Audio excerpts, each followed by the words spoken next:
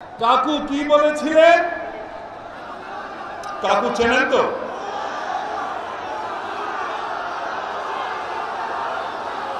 কাকু বলেছিলেন মুজিবের মেয়ে শেখ হাসিনা পালাতে জানে না, বলেছিলেন না? এখন কাকু কোথায়? কাকু তো দুয়ার টুয়ায় হেতন না, তাই না? কাকু দুয়ার টুয়ায় হেতন না। আর আমরা কি দেখলাম? শেখ হাসিনা, আহারে সে কি দৌড়! এই দৌড়টা যদি অলিম্পিকে দিতেন তাহলে তো একটা মেডেল আসতো। ভাইরা আমার, দলের সমস্ত নেতা কর্মীদের ফেলে চাচা আপনজান বাঁচা, নিজে বাঁচলে বাপের নাম বলতে বলতে পালিয়ে গেলেন। এখন তো দরবেশ বাবুরা দাড়ি কেটেও রক্ষা পাচ্ছে না। আওয়ামী লীগের নেতা কর্মীদের বলি, যে দলের নেত্রী কর্মীদের ফেলে পালিয়ে যায় সেই দল করেন না ভাই, আর কইরেন না, লজ্জা যদি থাকে। আরেকটি কথা আমি বলতে চাই, যারা এই মহিলাকে আশ্রয় দিয়েছেন, সেই মহিলা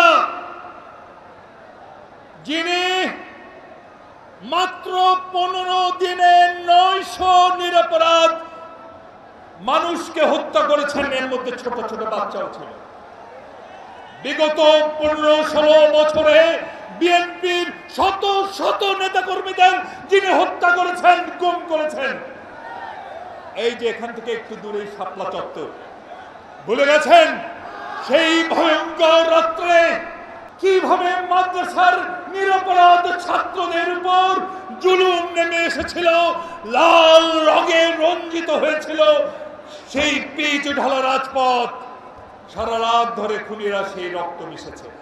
ভাইরা আমার, ওই পিলখানায় 57 জন ব্রিলিয়েন্ট অফিসার, সেই আমাদের গর্বের কমব্যাট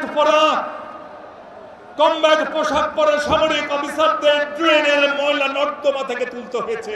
সেই দৃশ্য মনে হলে এখনো হৃদয় বিদীর্ণ হয়ে যায়। এই সিরিয়াল কিলার শেখ হাসিনাকে আপনারা যারা আশ্রয় দিয়েছেন, তার হাতে আবার ফোনও তুলে দিয়েছেন। সেই ফোন কল আবার ফাঁসও করছেন, আবার নানা ঘটনাও ঘটাচ্ছেন। ফরিদপুরে কালকে একটি মন্দির ভাঙার সময় ভিনদেশি কুনদেশি তরুণ আটক হয়েছে। আপনাদের উদ্দেশ্যে বলি, কান পেতে শোনেন, যদি ঢাকা শান্তিতে না থাকে, দিল্লিও শান্তিতে থাকতে পারবে না।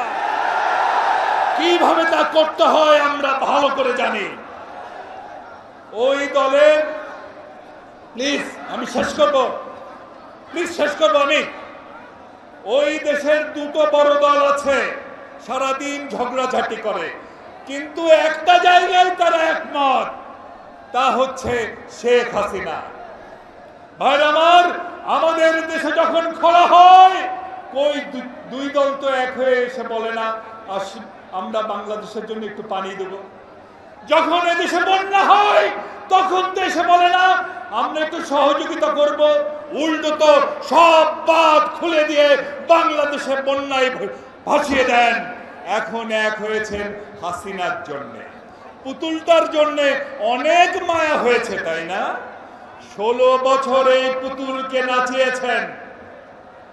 আপনাদের বলি, কান পেতে শুনুন, মেড ইন ইন্ডিয়া লেখা এই পুতুল বাংলাদেশে আর নাচবে না। ওনাদের প্রতিরক্ষা মন্ত্রী বলেছেন সৈন্যবাহিনীকে প্রস্তুত রাখতে বলেছেন। আমাদের বক্তব্য কত? 12 লাখ, 15 লাখ বা সামান্য কিছু বেশি। এদেশে যদি কেউ ঢুকতে যায়, কান পেতে শুনুন, বাংলাদেশের সৈন্য সংখ্যা 17 কোটি। আমাদের দেশের ছোট বাচ্চাটিও দেশের জন্য লড়াই করবে। বাংলাদেশ কিন্তু বলিউডের সিনেমা না, মনে রাখবেন।